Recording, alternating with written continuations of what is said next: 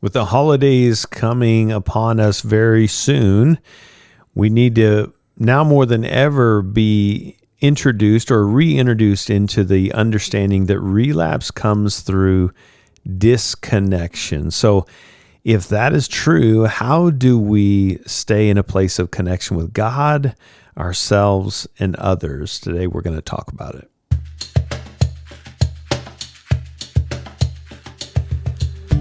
Welcome to Hope and Recovery. This is a Fellowship Celebrate Recovery podcast that through life change stories and recovery topics that helps us with our mental, emotional, spiritual, and relational health and growth as we face our hurts, hang-ups, and habits and work on those broken relationships that may be going on in and around us and through us. The way Jesus intended to walk the newness of life with freedom and hope and peace in the midst of the chaos and a broken world. I'm a grateful believer in Jesus Christ. I struggle with drugs and alcohol and perfectionism. My name is Rodney. I'm the ministry leader here at Fellowship Bible Church in Rogers, Celebrate Recovery. And good to be back with you today.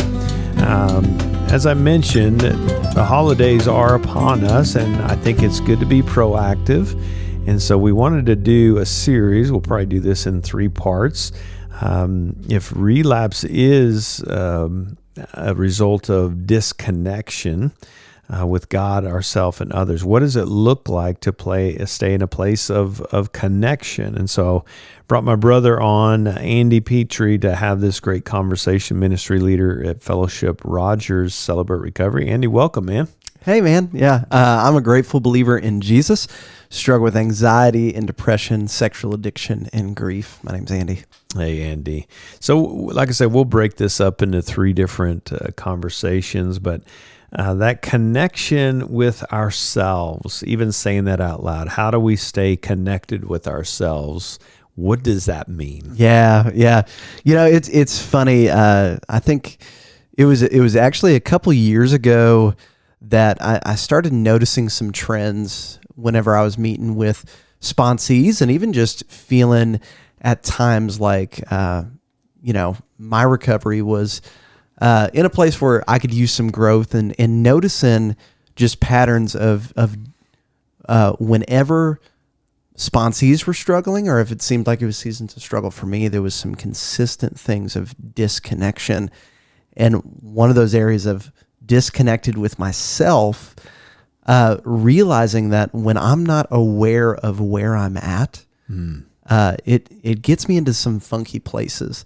And even just thinking about whenever I very first came into Celebrate Recovery, I had no idea what was happening inside of my heart and with my emotions and my thought space and my mental space. And when I'm not keeping a pulse on myself, it leads me into some some scary waters. Yeah.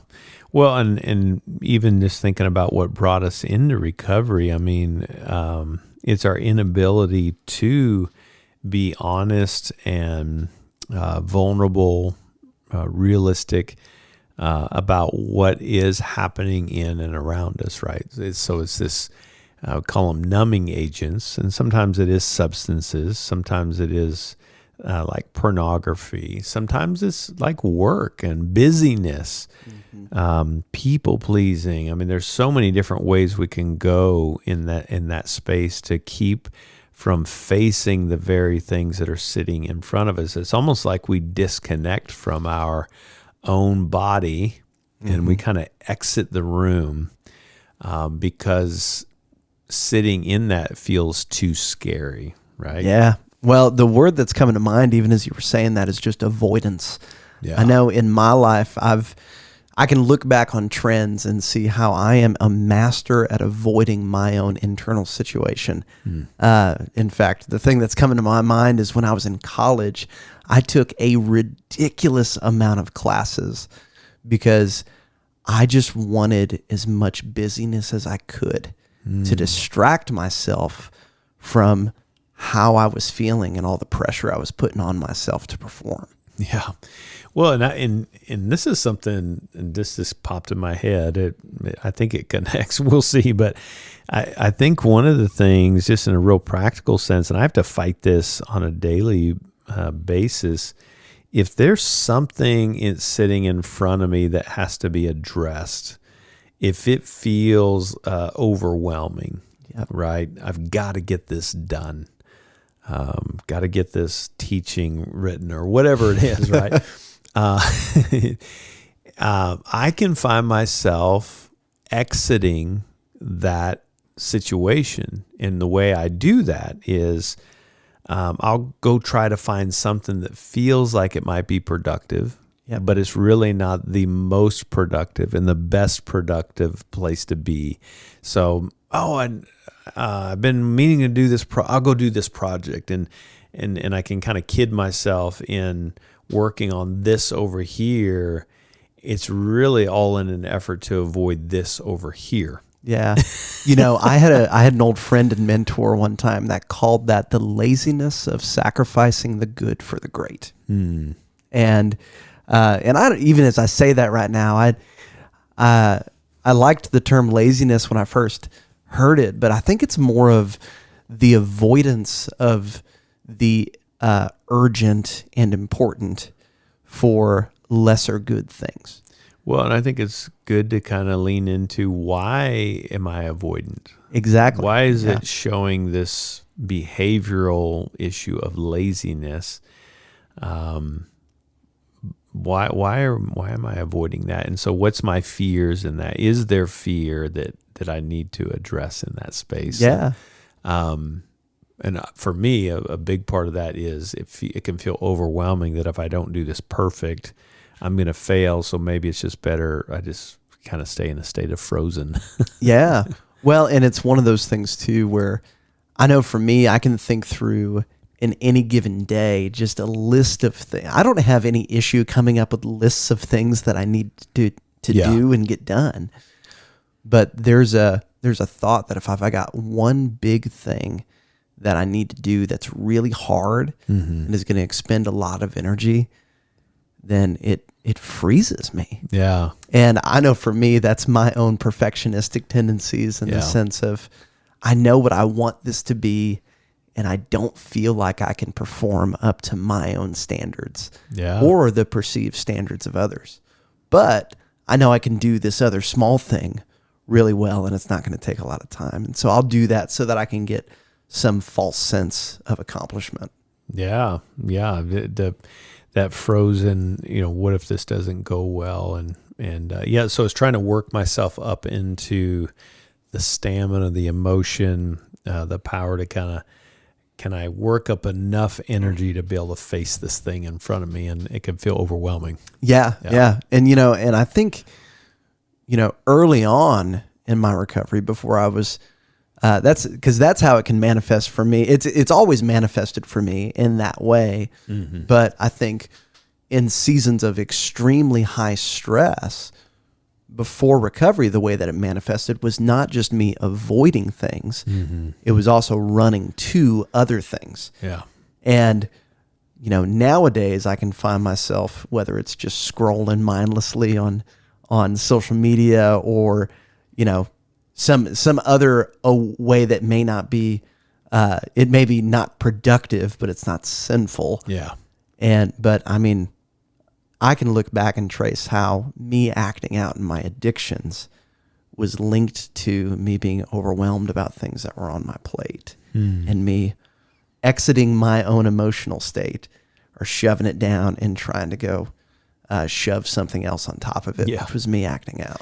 Well, I think I mentioned this on a previous podcast, but you have these two ditches. One is avoidance. Mm-hmm. The other ditch is indulgence, right? So I'm either going to complete avoidance or I'm going to indulgence. So it's trying to find this, I think when we're talking about how do I connect with myself, what is connection with myself? It's trying to honor that space or whatever's coming up. So a story that comes to mind, when I was taking a test for counseling. It was 200 questions. I don't even know if I've shared this with you. No. 200 questions on this test, and it's a hard test. It's are you going to be licensed as a counselor? So and I'm not a good test taker anyway. And so I'm sitting there. I literally kind of muddle my way through 100 questions. And I feel in my body, I feel in my mind, this narrative of, I'm going to fail this. And I'm already thinking of the excuses of what I'm going to tell you or other people why I failed it. This is the stupidest test, man. You should have seen it, right? So I'm already got this narrative. And literally in that moment, I was able to kind of catch myself. And this is through work in my own recovery, to stop and go, wait a second, that's the wrong track. What's coming up for you, Rodney? And so I literally stopped taking the test, and it's timed. So there's pressure, there's a clock ticking. Yeah. But it was either do that or muddle my way through it and come up with some good excuses why I failed the test. And I literally had to stop and just honor, hey, you're feeling anxiety right now. Why? Because this means a lot to you. You want to do well on this because you want to help impact other people's lives. It makes sense, Rodney. But you're doing great. You studied for this test. Stay present. Don't exit this room. You've worked too hard. Just lean into it. So I literally went to the Lord in prayer at this test table. Probably on the cameras, they were looking at me weird. And I just say, God, I've studied for this. And if I fail it, I fail it. But I don't want it to be self-sabotage. And so it's just being present with the anxiety happening. That was my body's way of saying there's a lot going on right here that needs my attention. This means a lot to you. Pay attention to that. And so that was a real clear example of being connected with myself and not ignoring the signals that were coming up in my body that says, I'm feeling anxiety. And instead of trying to ignore that and try to come up with my old solutions of self-sabotage, I tried to lean into that. And by the way, finished the 100 questions. The next 100 went back, and they say, don't ever do this. But I changed a lot of my answers in the first 100. I finished and I passed, which was a miracle in itself. But the point is trying a new strategy, because I could avoid that and just act like it's not there and really spin out, or I could ignore it and go out of there in place of indulgence. And so how do I stay in that middle ground to kind of connect with whatever's happening for me in my life? So important, isn't it? Yeah, that's so good. And even as you're sharing that, like I love hearing you being able to catch yourself in that place when that's coming up. And, for me, and maybe there's some folks listening to this that are early on in their recovery journey. I know this was the case for me. I always joke with sponsees, but there's a lot of truth to it that I didn't realize that I had these things called emotions until I got sober. Yeah. Because I was so good at layering over what I was feeling with my coping mechanisms, with my harmful coping mechanisms, and looking back and seeing how even now today, whenever I feel that anxiety come online or that fear come online or that anger come online, my first reaction is to shame that. I shouldn't feel like that. Why, Andy, this is simple. Why are you getting overwhelmed by this? Or wanting to eject into, man, candy bar sounds really good. Sorry if that's a trigger for some folks right now. Just find me comfort. Yeah, find me comfort in that. And so what did it look like for you to even start noticing what was going on in your body? Yeah.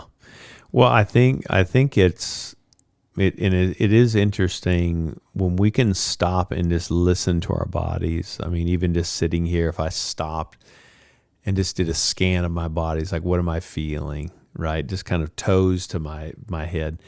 I could feel tension in my shoulders, right? Probably thinking about, do I even know what I'm talking about today? Yeah. I don't know. But trying to, I think learning how to kind of slow down and as I was sharing with some brothers earlier. You were part of that conversation. Just even in my journaling now, it's trying to work a muscle, because it is working a new muscle, isn't it? Yeah. Trying to notice and honor and invite in those emotions. Is I've started in my journaling sometime back just writing, today I'm feeling blank. And don't rush to that. Just say, what am I feeling right now? And just trying to slow that down and kind of going through my day. Do I feel any anxiety? It's kind of a heart check kind of a thing, but it's my version of a heart check. But just did anything happen? And what am I feeling? Am I feeling anxious about anything? Do I feel sad? And sometimes it's, you know what, I feel good. I'm having a good day kind of a thing. But I've noticed if I can slow down, and that's the hard part about this, it requires us to slow down. We're not wired to go nonstop 100 miles per hour, right? Yeah. How can I slow down to kind of pop the hood? And the dashboard is the emotions, right? It's saying, hey, sadness is coming up. What is it trying to say? And what do I tell myself when I feel those things? And we were talking about that on a prior podcast, and again in some conversation today, is those messages that we tell ourselves when we feel it. When we were growing up and we felt sadness, were they welcome? Yeah. And if they weren't, it would make sense that we're not welcoming them. Let me take a quick break, Andy, and we'll come back and we'll pick up on that, because I'd love to kind of hear what that looks like for you and your life. Stick with us. We'll be right back. Hey, friends, if you're looking for a meeting, please don't face your recovery. Please don't face your hurts, hangups, and habits and relationship struggles on your own. You were not designed to do this on your own. There is help. The Lord wants to join you in this, and He's got a great body, the body of Christ. Celebrate Recovery that would love to come alongside you. Come see us on a Friday night, Fellowship Fayetteville, Fellowship Rogers. Go to fellowshipcr.org for more information. Welcome back. Talking with Andy Petrie. We're talking about just what it looked like to connect with ourselves. And Andy, right before the break, I kind of wanted to throw that back to you. What does that look like for you to slow down? What's that look like practically? How are you able to kind of check in with yourself where you are and those emotions coming up in any given moment or day for you? What's that look like? Yeah, man, even as I was sitting here processing or thinking as you were processing a couple minutes ago, what did that look like for me to even start working that muscle? I heard somebody say recently that emotions just take practice. And man, it's so true, because being able to check in with myself was such a foreign idea that I think first and foremost, I had to give myself grace that I wasn't going to be good at it at first. Again, I'm such a good perfectionist that even in things that I'm trying to do better at, right off the bat, I'll feel like, man, I need to get this nailed the first time. And just knowing that it's going to be messy. And so giving myself grace that it's something that I haven't done a lot before. And so I need practice at it. And also realizing that I remember my sponsor told me early on in my recovery that anytime I find myself running to something, that means I'm also running away from something else. My emotions are coming out sideways. And so the first step for me was noticing when I felt really tempted or triggered by something and I wanted to go act out, learning to get curious with myself. And, I've got a 2.5-year-old right now, and one of her favorite questions right now is why. And I needed to learn how to be a good 2-year-old with myself. Yeah. Well, I mean, that we talk about that taking our thoughts captive. Sometimes we can look at that as just stop it. You're not allowed here kind of thing. But it is that 2-year-old. If a 2-year-old walks in and says, Mr. Andy, or in this case, Daddy, I feel scared. And you're like, there's nothing here. I mean, there's nothing. What are you, crazy? Stop being afraid.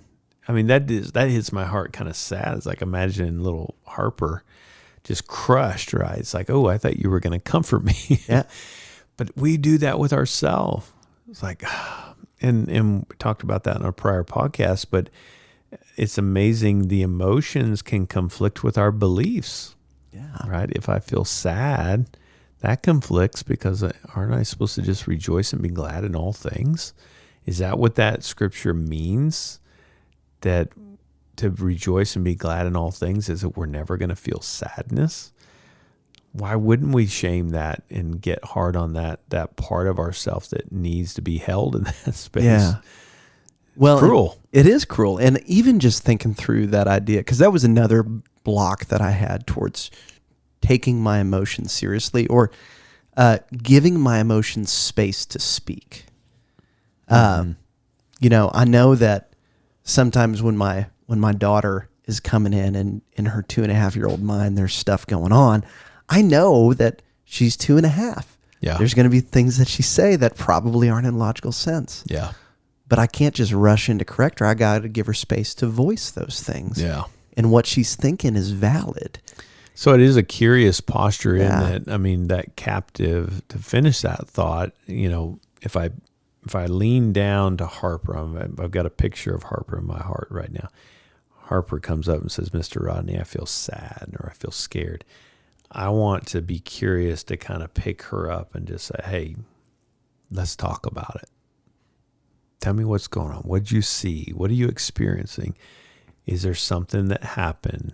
Is it a perceived threat kind of a thing? I wouldn't use that language with her, but trying to get to that bottom of that is there anxiety coming up that's kind of manifesting itself in fear? And trying to organize that so I can just say, hey, let's talk about this. Oh, that's so hard. Almost kind of just loving that part of ourself, so that I can kind of make space to organize that, because I don't want to shame it. But if I am shaming it, can I at least start there to kind of catch and go, hang on. This is one of those times. I'm not going to shame myself. I'm not going to get hard on myself. I'm feeling this right now. I wonder what the good reasons are why. Even if it is a lie we're believing, if we go straight to the truth and we don't connect with that part of ourselves, then we're kind of shaming it and saying, just suck it up. If you were a better Christian, you wouldn't be feeling this, which is just cruel. But we tell ourselves that all the time. Well, and I told myself that all the time. And one of the things that I was realizing the other day is like, there's a reason why Paul and Jesus, why God through his word reminds us of those things all the time in his word of, do not worry, do not fear. How many times in the Bible does it say, do not fear? Yeah. I'm with you.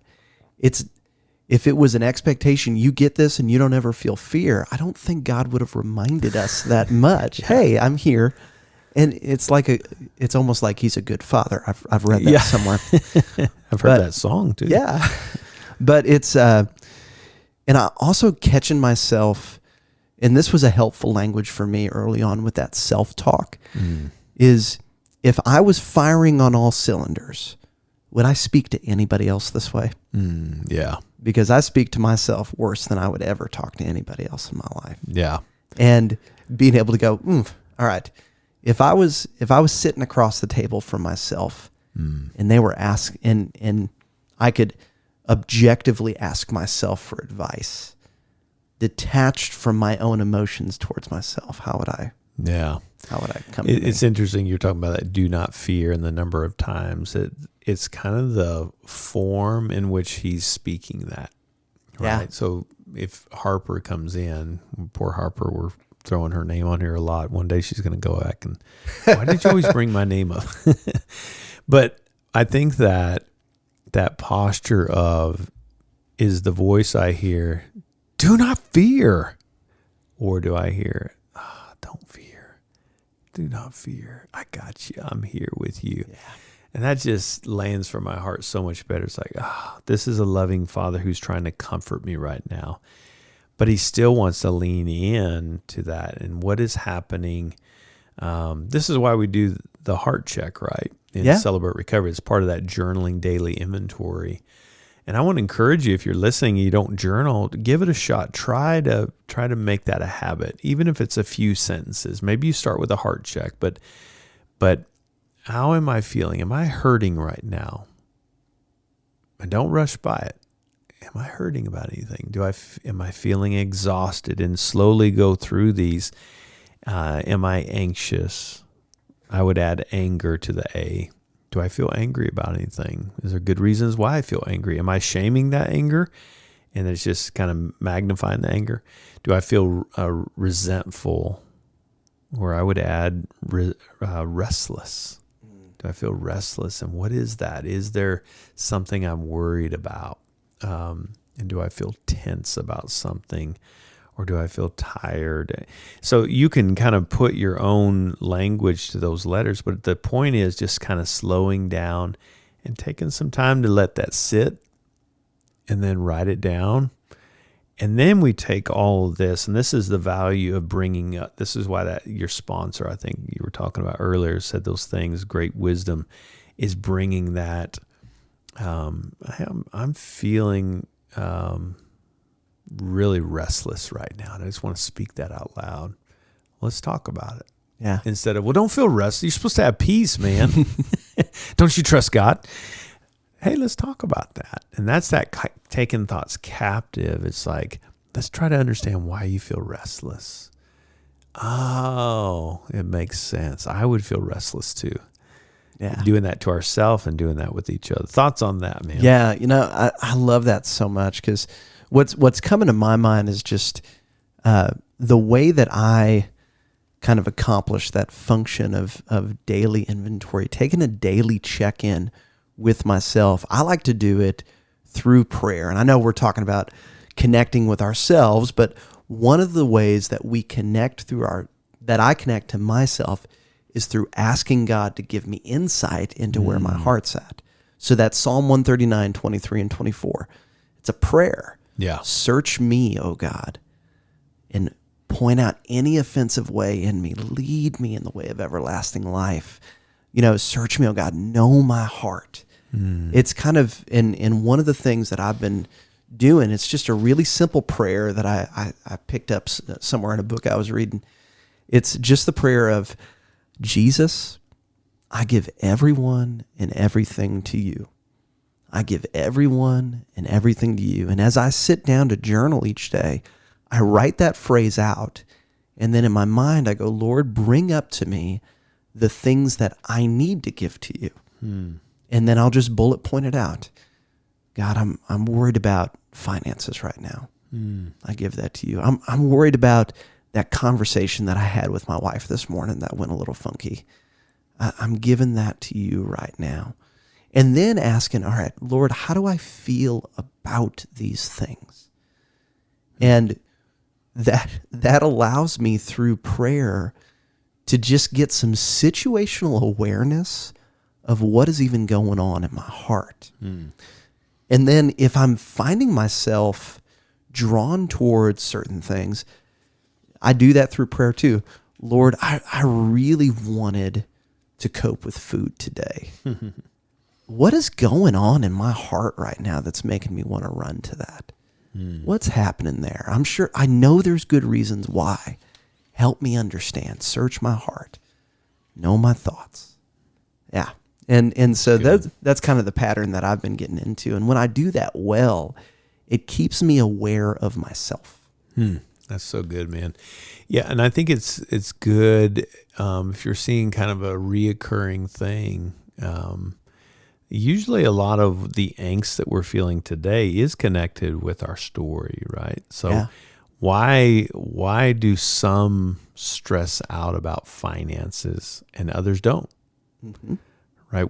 That's a good thing to lean into, is like, okay, in my growing up years, the topic of finances, what happened in my home? Yeah. It's like, oh, now I'm starting to hear your story, and it makes sense why you get anxious anytime we talk about finances, right? Yeah. So that's kind of a sidebar on that. But I think when go ahead, you had a thought. Yeah. So one of the things that's been coming up in my story to that point through doing my daily check-ins is noticing how anger had been coming up a lot in my heart and in different situations. And as I've been digging into it, it's revealed some things to me about how I viewed anger growing up and how I saw it being used, whether it was in my family structure or at school or just how I viewed it and what I grew up with it. And so here's one thing that I'll say. As you're seeing these things come up, you may see things that God is revealing about your heart that maybe make you feel a little uncomfortable. Yeah. To that idea of don't shame it and shut it down. Could it be the case? Could we stay curious to this possibility that maybe God is making you aware of those things in your heart because in his grace, he's leading you into some deeper growth with him? Something needs to be paid attention to. Yeah. Yeah. And if we can sit with that, and that's so scary. Oh, yeah. We feel like if I sit in this, I'm going to fall in the pit. I'm never getting out. That's not the way it works. This is why having other people around us that we can invite into that. God, is so important. Those safe people around us. But when you're talking about praying, I love that you said that because I was trying to find one of these Psalms real quickly, but they call them imprecatory Psalms. This is those Psalms where there's just vivid, clear descriptors of connection with the self, right? And the connection with the self is revealed. My bones are wasting away. That's pretty clear on what I'm feeling right now. Yeah. I feel so overwhelmed, and I feel like I'm being crushed underneath your palm, Lord. Whew. Now, the truth side can say, now Jesus and blah, blah, blah, blah, blah, blah, right? And a lot of times we do that. Just, stop it. No, I want to be curious. Like, this is what I'm feeling. Now I want to understand why I'm feeling that. And am I believing, as I mentioned on a prior podcast, not just what I'm feeling, but what am I thinking about what actually happened? Yeah. And is there some distorted thinking that I'm thinking there? If I got to honor it, not shame it, so that I can put that into words and say, Lord, this is what I'm feeling. And what I love about those Psalms is they always end with, but I will praise you, Lord. Yeah. Because it's being real and authentic about where I am. And then, but because I'm having this conversation, I'm reminded, because I've been able to get this out, I'm reminded that you're still on the throne, and I'll praise your name, even in the pain. Yeah. Well, and even in you saying that, like, one thing that was so important for me to understand with my own emotions is that God is big enough to handle and carry my big emotions. Yeah. And he invites me to bring those to him. Yeah. I think the imprecatory Psalms are a great example of that. And one of my favorite books of the Bible is an example of that too. It's called the Book of Habakkuk. Yeah. It's a little 3-chapter book. If you've never read it, it'll take you 20 minutes. One of the hardest books to pronounce. But. It really is. But it's so good. And what I love is the prophet, whose name is Habakkuk. It outlines a conversation between him and God about a situation that he feels like is unjust. And he's laying out to God what he's feeling in very bold fashion. There's no fruit on my vine. Yeah. Yeah. And the way that it ends is so beautiful. Yeah. It's a great picture of God giving us permission to bring the fullness of our emotions to him and him leading us to truth in him. Yeah. So kind of in short, as we're wrapping up here, is we're trying to connect with wherever we are, not just where we want to be. And that's typically what we do. Is like, I need to be joyful. I need to rejoice. I need to have no fear. And so we kind of go that way. Let's be honest in that connection. Again, if relapse comes from disconnection, I need to be able to connect with myself, and that's slowing down, putting into words, honoring, noticing it, inviting it in, putting it into words, sharing it with a brother or sister in Christ, sharing it with God. Get to the truth if there's distorted thinking. And that's the value of relationships. I can say, I don't know that that's true. After we've kind of created space for how you're feeling, get to the truth so that we can ultimately get to a better space. But connecting and being present with ourselves and not exiting to the avoidance ditch that can lead to the indulgence ditch. I want to stay in this space of where am I and be honest about that so that I can keep moving and not go to my old coping mechanism. So good stuff. Well, thanks, Andy. Thanks for the conversation. We'll continue this conversation talking about what connection with God and connection with others looks like as we're trying to be proactive against relapse through healthy connection with God, ourselves, and others. So, Andy, thanks for being here, man. Yeah, thanks for having me, man. Thanks for your insight. So, hey, hopefully this is helpful as we go into the holiday season. A proactive plan to keep us from that. Relapse is an option, but it is not mandatory. There are things that you can do. So if the enemy's convincing, well, you're going to do it, you already thought it, you might as well. Don't listen to those lies. Connect with God, yourself, and others. And hopefully this conversation about learning how to connect with ourselves is helpful to keep you on that road to recovery, celebrating your recovery and through the fruit of sobriety and healthy connection with God and others. So, hey, thanks for being with us today. We hope this has been beneficial. As always, we'd love to have you at Friday night. Come see us. Go to fellowshipcr.org if you have any other questions and would like to get plugged in. We're grateful that you joined us today, and we pray that you'll join us next time. Until then, God bless.